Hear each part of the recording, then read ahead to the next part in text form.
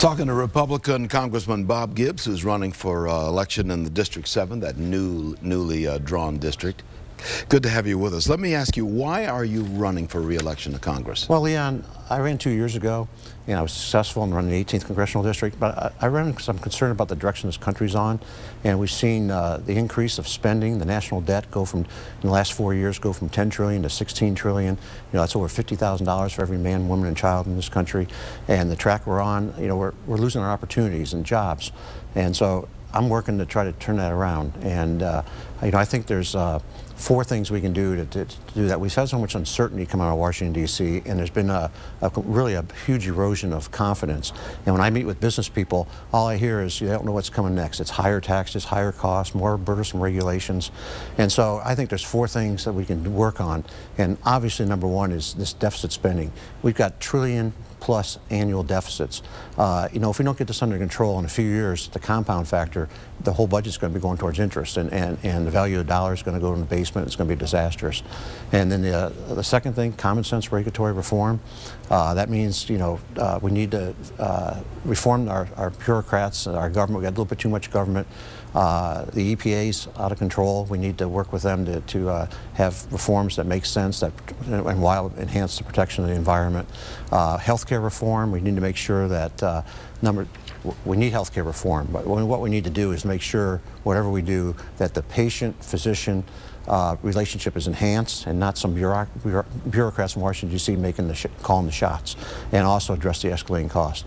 We need real tax reform, lower rates that encourage investment that's permanent, not this temporary stuff.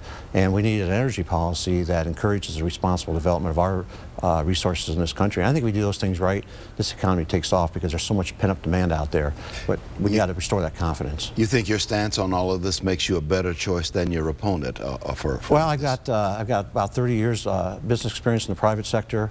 I was president of the Ohio Farm Bureau about 10 years ago, a lot of public sector experience. I served 6 years in the Ohio House, 2 years in the State Senate, now 2 years in Congress. And so in the public policy area, I think I understand what makes the private sector go.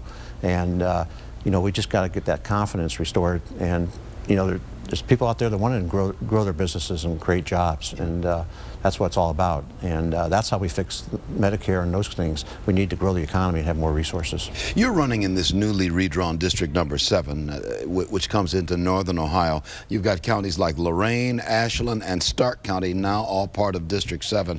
How do you prepare yourself to face these new voters for you in the northern part of the state? I've been getting out, you know, Chamber of Commerce's, Kiwanis groups, and you know, any way we can. And you know, the district, we all got the same challenges, and it's all about the jobs and the economy. And I'm really excited about the new shale, Utica Shale in eastern Ohio. We're seeing the Lorain plant producing steel now, and also in Youngstown, some steel production in Canton because of the Utica Shale play. So some exciting things happening. We just got to make sure we do it right, and we have the right regulatory and oversight in place to protect the environment, and we can do that and create a lot of jobs. How do you envision, if you're re-elected, to work with other members of the Congress to create jobs and increase the declining tax revenues in Ohio and in the country? Well, I think it's the getting the business climate, and I'm proud. In the House, we've passed a budget. The Senate hasn't, the Democratic-controlled Senate hasn't passed a budget in over 3 years, but we've passed about 40 bills in the House that we've classified as bills to improve the business climate, and 2 of them are mine.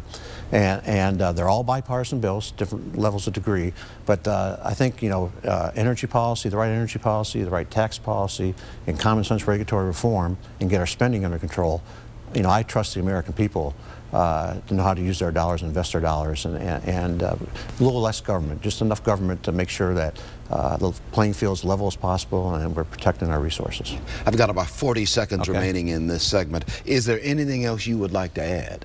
Well, you know, I think my business experience, you know, I've self-employed since 1978, and I got elected to the Ohio legislature in '03, and you know, the combination of both public and private sector is very vital. I chair a subcommittee in the House, and I deal with the Environmental Protection Agency in the water side.